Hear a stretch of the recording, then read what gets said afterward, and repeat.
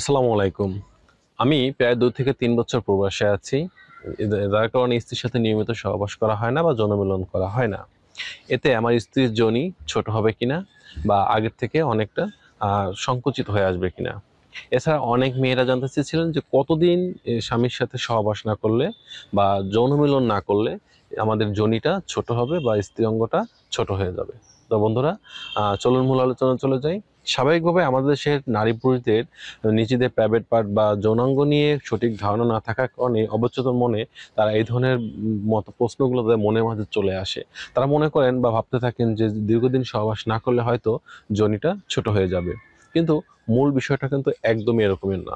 মূল বিষয়টা হচ্ছে একটা মেয়ে যখন ভার্জিন থাকে তখন যতদিন তার বয়স ২০ বছর হোক, ২৫, ৩০ যতদিন হোক না কেন, যদি সে ভার্জিন থাকে বা কোনো পুরুষের সাথে সহবাসে মিলিত না হয়, সেটা হোক স্বামী বা বয়ফ্রেন্ড, ততদিন পর্যন্ত তার ভ্যাজাইনাটা একটা সঠিক কুমারী মেয়েদের মতো একটা শেপ বা একটা আর্ট থাকে। কিন্তু যখন একটা মেয়ে তার বিয়ের আগে হোক বা বিয়ের পরে হোক, অর্থাৎ বয়ফ্রেন্ড বা হাজব্যান্ড যার মাধ্যমেই একবার নন ভার্জিন হয়ে যাবে, অর্থাৎ তার ভ্যাজাইনাটা কোনো পুরুষের পেনিস প্রবেশ করবে, এরপর থেকে কিন্তু তার এই ভ্যাজাইনার স্বাভাবিকতা আর আগের মতো থাকবে না। তখন কিন্তু এটার বৃদ্ধি ঘটবে, এটা কিন্তু প্রসারিত হবে এবং বড় হবে। আর তাছাড়া একটা বিষয় হচ্ছে যে যখন একবার একটা মেয়ে তার স্বামীর সাথে নিয়মিত যৌনমিলনটা করবে বা একের অধিকবার করবে, তখন ভ্যাজাইনার মধ্যে যে ইলাস্টেন নামক হরমোনাল গ্রন্থিগুলো আছে সেটা কিন্তু প্রসারিত হয়। অর্থাৎ ইলাস্টিকের চেয়ে মতো সেটা কিন্তু বৃদ্ধি পেতে থাকে। আবার অনেকে দেখা যায় অনেক মেয়েদের যখন তাদের বিয়ের পরে বাচ্চা হয় বা বেবি ডেলিভারি হয় নরমাল সিস্টেমে, তখনও কিন্তু তাদের ভ্যাজাইনার ব্যাপক পরিবর্তন চলে আসে। এতে কিন্তু ভ্যাজাইনা অনেকটা পরিবর্তন হয়। তাছাড়া আরেকটা বিষয় হচ্ছে যে আপনি যখন প্রবাসে যাচ্ছেন বা দীর্ঘদিন হয়তো সহবাস করতেছেন না, আপনার স্ত্রীও সহবাস করার কথা না। কিন্তু এখানে যে ভুলগুলো হয়ে থাকে আমাদের পুরুষের মাঝে, মনের মাঝে, সে ভুল থেকে কিন্তু পরবর্তীতে অনেক বড় ধরনের কিন্তু ঝামেলার সৃষ্টি হয় দাম্পত্য জীবনে। সেটা কেমন? ধরুন আপনি প্রবাসে যখন যাচ্ছেন তখন আপনার স্ত্রীর হয়তো ওয়েট ছিল ৪৫ বা ৫০ কেজি বা ৫২ কেজি। যখন আপনি প্রবাসে গিয়েছেন, অনেক টাকা পাঠাচ্ছেন, ভালো পুষ্টিকর খাবার আপনার স্ত্রী নিয়মিত খাচ্ছে। এগুলো খাওয়ার মাধ্যমে আপনার স্ত্রীর ওয়েট গেইন হয়ে দেখা যাচ্ছে ৬০, ৬৫, ৭০ কেজি ওজন হয়ে গেল। এই যে দীর্ঘদিন ধরে যে পুষ্টিকর খাবারগুলো খাচ্ছে, ওয়েট গেইন হচ্ছে, এটা তো তার শরীরের নির্দিষ্ট একটি অঙ্গের উপর হচ্ছে না। এই ওয়েটটা গেইন হচ্ছে সমস্ত শরীরের উপরে। আর যখন সমস্ত শরীরের উপরে ওয়েট গেইনটা হচ্ছে, তখন স্বাভাবিকভাবে সমস্ত শরীরের তুলনায় তার ওই জায়গাটা কিন্তু বড় হচ্ছে এবং তার কিন্তু একটা প্রসারিত অবস্থা চলে আসতেছে। তাছাড়া আপনি যখন প্রবাসে থাকতেছেন, আপনি কিন্তু নিজেকে কন্ট্রোলে কিন্তু রাখতে পারছেন না। আপনার জৈবিক চাহিদা কোনো না কোনোভাবে কিন্তু পূরণ করতেছেন। হয় আপনি মাস্টারবেশন করতেছেন, অথবা পর্ন ফিল্ম দেখতেছেন, অথবা দেখা যাচ্ছে যে আপনি কোনো কলগালের কাছে যাচ্ছেন। মানে কোনো না কোনোভাবে কিছু করতেছেন। যারা একেবারে কিছু করছে না তাদের কিন্তু নাইট ফলিউশন বা স্বপ্নদোষ হচ্ছে। অনেক জিনিয়াস বলে থাকেন যে আমার স্বপ্নদোষ হয় না বা নাইট ফলকে আমি বুঝি না। তার মানে বুঝতে হবে নিয়মিত আপনি মাস্টারবেশন যে করতেছেন, এটা কিন্তু আপনি নিজেই প্রকাশ করতেছেন। অর্থাৎ যারা নিয়মিত মাস্টারবেশন করবে তাদের কিন্তু নাইটফল বা স্বপ্নদোষটা হবে না।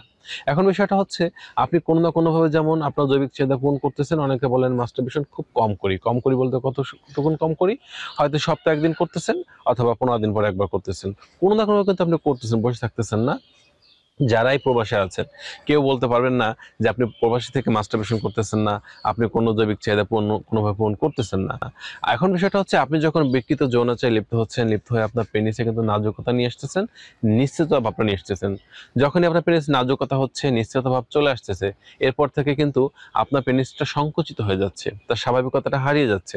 অপরদিকে আপনি যখন স্ত্রীর সাথে ফোনে কথা বলতেছেন, অতিরিক্ত উত্তেজনামূলক নোংরা কথাগুলো বলাবলি করতেছেন, এমনকি আপনার পেনিস বা আপনার প্রাইভেট পার্টগুলা তাকে দেখাচ্ছেন, তাই এগুলো দেখতেছেন। সে তখন তার যৌন উত্তেজনাটা বৃদ্ধি পাওয়ার ফলে নিজেকে কন্ট্রোলে রাখার জন্য সমিলন করতেছে অথবা মাস্টারবেশন করতেছে বা ফিঙ্গারিং আমরা যেটাকে বলে থাকি। এগুলো করে তার জৈবিক চাহিদাটা পূরণ করতেছে। এখন বিষয়টা হচ্ছে এই শুধু এটা করে কিন্তু আপনার স্ত্রী থেমে নেই। কিছু, কিছু মেয়েরা আছে যারা একটু ওভার স্মার্ট বা ফাস্ট কোয়ালিটির। তারা কি করতেছেন? বাজার থেকে বিভিন্ন যে ফরেন বডি গুলা আছে, এগুলো কিনে আনতেছেন এবং নিয়মিত ওই ফরেন বডি গুলা তার ভ্যাজাইনাতে প্রবেশ করিয়ে সে যৌন মিলনের সুখ এটা কিন্তু গ্রহণ করতেছেন। যখন এই ধরনের যৌন মিলনের সুখগুলা সে গ্রহণ করবে ফরেন বডি ইউজ করার মাধ্যমে বা ফিঙ্গারিং করার মাধ্যমে, তখন কিন্তু তার ভ্যাজানাটা অটোমেটিকভাবে কিন্তু বৃদ্ধি পাবে এবং শেপটা একেবারে বাজে বিশ্রী হয়ে যাবে এবং যোনিটা কিন্তু আগের থেকে একটা বিকৃতি শেপ এসে এটা ঝুলে যাবে এবং তার স্বাভাবিকতাটা নষ্ট হয়ে যাবে এবং সেটা কিন্তু লুজ হয়ে যাবে। এখন বিষয়টা হচ্ছে এই যে কাজটা আপনার স্ত্রী করতেছে, তাতে একদিকে যেমন তার ভ্যাজানাটা বড় হয়ে যাচ্ছে, লুজ হয়ে যাচ্ছে এবং এটা ঝুলে যাচ্ছে, শেপটা নষ্ট হয়ে যাচ্ছে।